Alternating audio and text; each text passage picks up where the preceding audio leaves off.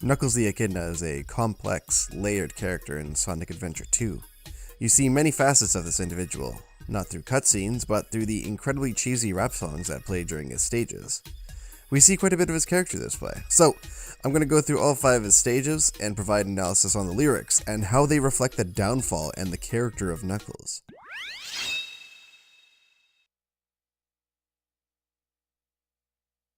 In Knuckles' first stage, Wild Canyon, the lyrics reflect a confident figure, not swayed by distractions. The song begins, blaring at the viewer with the lyrics. This is Knuckles, and I'm back. I've been away for a while, but I'm back to kick some butt in Wild Canyon.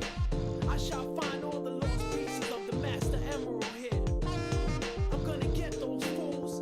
They wanna play with my emeralds? They're playing with the wrong guy. Knuckles is confident. He lays out his goal, and he accomplishes it in 30 seconds to 10 minutes depending on the hint boxes. It's imperative that the instrumental to the song is also jazzy. There's an overlaying saxophone in this track. The nature of the jazz genre is to be flexible and freeform, reflecting the independent nature of Knuckles. Furthermore, this parallels Knuckles in Rouge. Rouge the Bat has stages that have many jazz influences. Sonic scholars have debated whether or not Rouge has a positive or negative influence on Knuckles' mind. I, for one, am in the camp that the image of her is distracting Knuckles. Now, there's multiple pieces of evidence to support this. Firstly, Knuckles' other stages don't use jazz in their instrumentals. This shows that Rouge has control over Knuckles, despite his objections otherwise. Secondly, let's take a look at this lyric in Wild Canyon. Wild Canyon fun, I gotta chase a bat, huh? Yeah, Rouge, she's sexy and smooth. A double-cross spot thief that's out for my jewels, I'm feeling her in mysterious ways.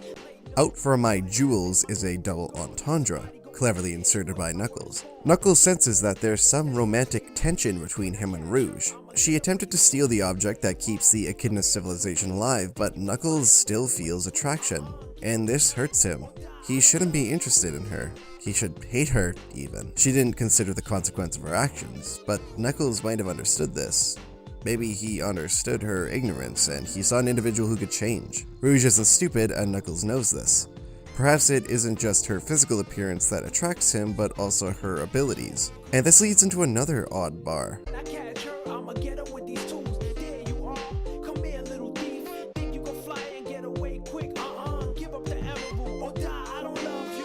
Knuckles is frustrated with Rouge, understandably. However, why does he need to bring up that he doesn't love her? This should already be established to the player. This is a tiny glimpse into Knuckles' layers. He's determined and protective of his race and friends. He shouldn't even like Rouge, but still he uses the word love, and he insists that he doesn't love her.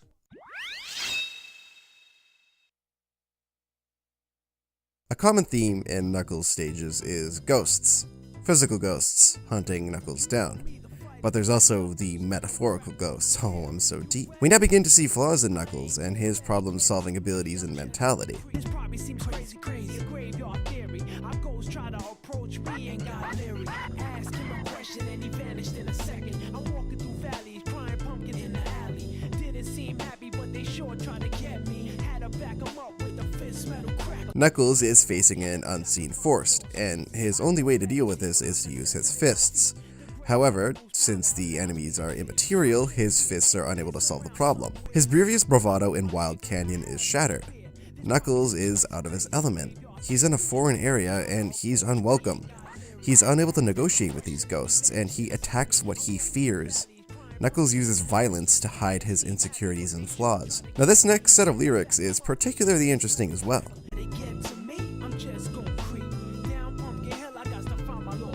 Knuckles is trying to not let his fear overcome him.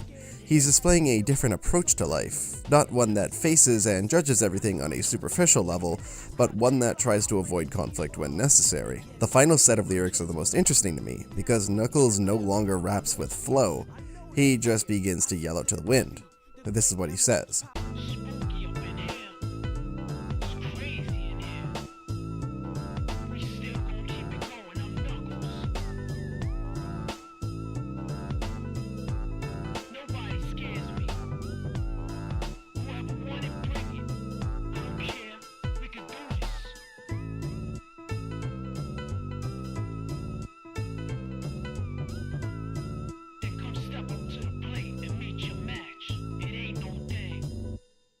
Now here's a question for you. Who is Knuckles talking to? Is Knuckles yelling at the ghosts around him? Why does he need to yell? If he's creeping, like he says previously, this contradicts his current attitude. Knuckles continues to use force and yelling to hide his fear. Knuckles is cracking.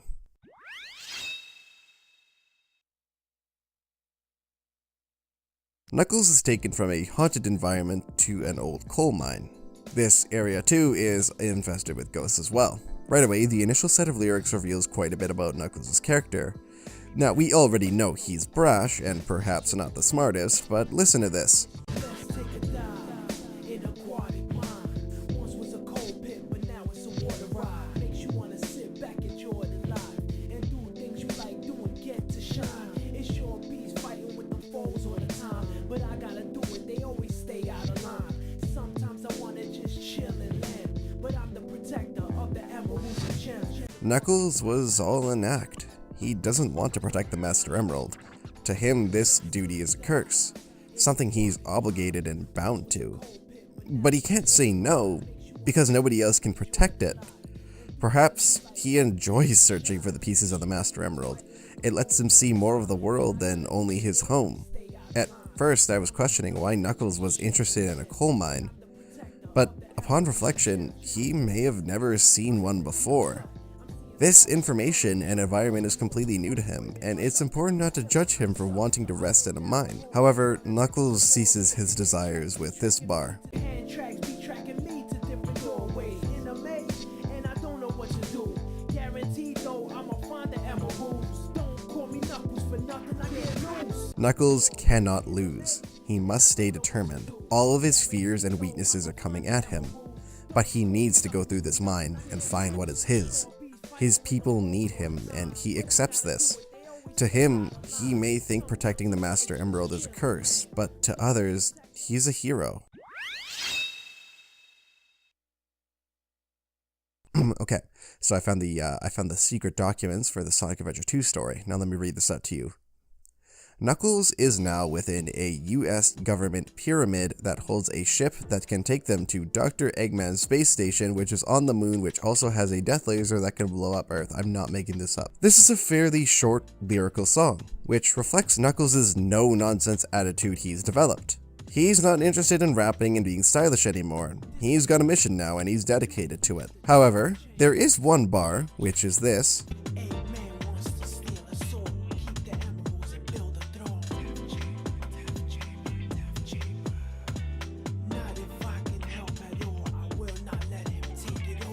That illustrates Knuckles' resilience and strength.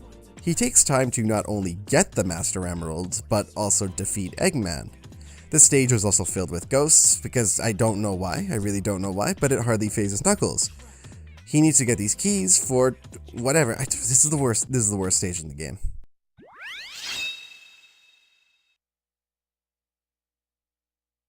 Meteor Heard is also a nearly lyricless song, reflecting Knuckles' determination. However, one bar did get my attention. What's this? Can't fly off, I just could float. Hope I don't die. Meteors coming my way, weaving. Gotta go straight. Any criminal, crime don't pay. Knuckles floats in space, no longer in control of his gliding.